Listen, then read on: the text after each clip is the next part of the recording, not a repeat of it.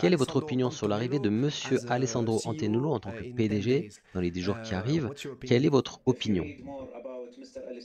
Si vous lisez plus sur Monsieur Alessandro Antenolo, vous découvrirez qu'il a été à l'Inter Milan depuis maintenant presque 10 ans et il a fait beaucoup de choses, de nombreuses choses avec l'Arabie Saoudite et surtout concernant le commerce. Comme il a obtenu sa licence financière du ministère saoudien, l'Inter Milan est devenu, avec Alessandro, le premier club européen à investir en Arabie Saoudite.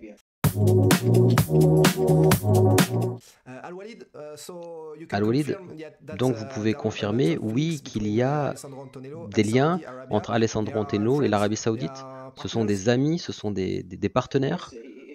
Oui, il a obtenu pour l'Inter de Milan la MISA, qui est la licence pour avoir un business avec l'Arabie Saoudite en tant que premier club européen, comme je vous l'avais dit.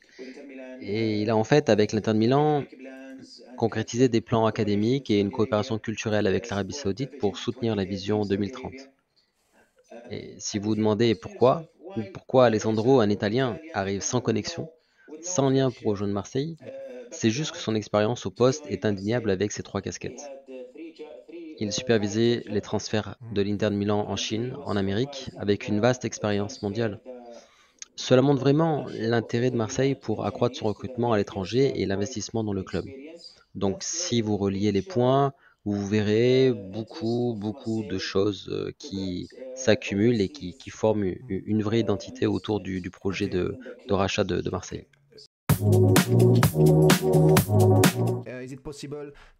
Pensez-vous qu'il est possible d'obtenir une annonce de rachat en juillet ou dans les prochaines semaines ou pas? Parce que le climat géopolitique en ce moment, les guerres en Iran, ce n'est pas une bonne situation. Qu'en pensez-vous? Je ne suis pas vraiment intéressé par la politique, mais bien sûr, cela aura un impact d'une manière ou d'une autre et peut-être un certain retard, parce que les nouvelles disent que le prince Hamad Ben Salman va rencontrer Macron à New York prochainement, mais ça sera pour la question de la Palestine. Mais nous, si vous voyez l'accélération des événements, vous pouvez relier déjà des points. Oui, il y a un intérêt bien sûr de l'Arabie Saoudite sur le football dans la Ligue 1 française. C'est prouvé depuis des années maintenant. Et peut-être que Monsieur Franck et Marseille essayent d'augmenter, disons, augmenter la valeur de ce club en nommant Alessandro pour ouvrir la voie sur le plan financier et aussi sur le plan managériel. Comme nous en parlions, il y a des lois de l'UEFA et de la Fédération française. Pour qu'une entité possède un club de football en France, surtout avec le PIF, possédant déjà Newcastle, comme nous en parlions déjà lors de la dernière émission, il y a de grandes étapes pour compléter ce rachat. Mais quand vous voyez cela, ça vous montre vraiment que nous sommes à plus de 50% et c'est juste moi qui lis entre les lignes.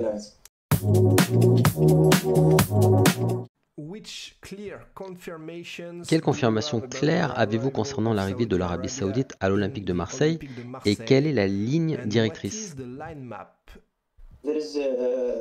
Il y a des étapes que nous avons vues et qui sont déjà en cours et cela concerne le PIF.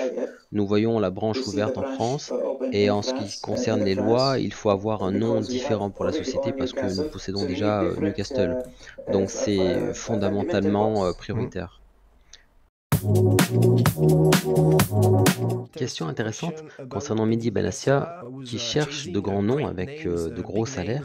Quelle est votre opinion à ce sujet? Comment Marseille peuvent arriver à se payer ce type de joueur? J'ai lu les nouvelles américaines sur Marseille. J'ai remarqué qu'il y a un intérêt pour Neymar, mais je souhaite que cela n'arrive pas parce que Neymar était dans mon équipe à Al Hilal et il est vraiment en mauvaise forme. Le budget des transferts de Marseille, c'est bien 80 millions de dollars, je crois. Je crois. Peut-être, je ne sais pas si c'est Pablo Longoria qui vous a parlé de ça. En tout cas, moi, je ne suis pas sûr, je ne suis pas au courant, mais si vous avez les chiffres, je prends. J'ai lu quelque part que c'était 80 millions, mais l'important c'est que Marseille doit signer de bons joueurs pour être compétitif en Ligue des Champions, et parce que la Ligue des Champions, c'est l'objectif principal.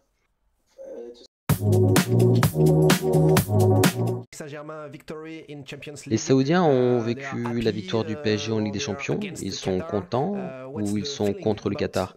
Quel est le sentiment à propos de la victoire du PSG? Très bien, c'est une bonne question. Tout d'abord, les fans ne sont vraiment plus contre le Qatar, même pas du tout. Certains fans sont heureux et nous le voyons du haut fonctionnaire au simple citoyen. Des gens félicitent le président du PSG. Ça dépend en fait de ce que les fans soutiennent. Ici en Arabie Saoudite, chacun soutient une équipe différente. Oui, mais je crois que nous entendons plus parler ici du Real Madrid et Barcelone. Et les supporters de Marseille, il y en a ou pas? Pas encore, pour être honnête. Pas beaucoup comme le français, je dirais.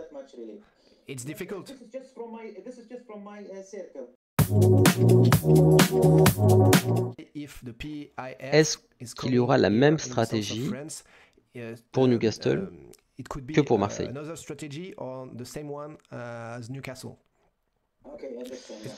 Intéressant. Je crois que ce sera bien sûr différent. D'accord, parce qu'il y a une différence entre Newcastle et une différence entre la vie marseillaise. Chaque club est différent. Donc c'est normal. Nous allons bien sûr obéir aux règles françaises, aux règles sportives, aux règles de compétition et nous garderons les traditions. Elles resteront les mêmes et sinon seront meilleures. Et puis, je voudrais ajouter qu'Antonello Alessandro est une signature clé, vraiment clé. D'accord? Parce que ce n'est pas une coïncidence. Pour éviter tous les experts de la France et faire venir quelqu'un de l'Inter de Milan d'Italie. Donc non, ce n'est pas une coïncidence, Thibaut.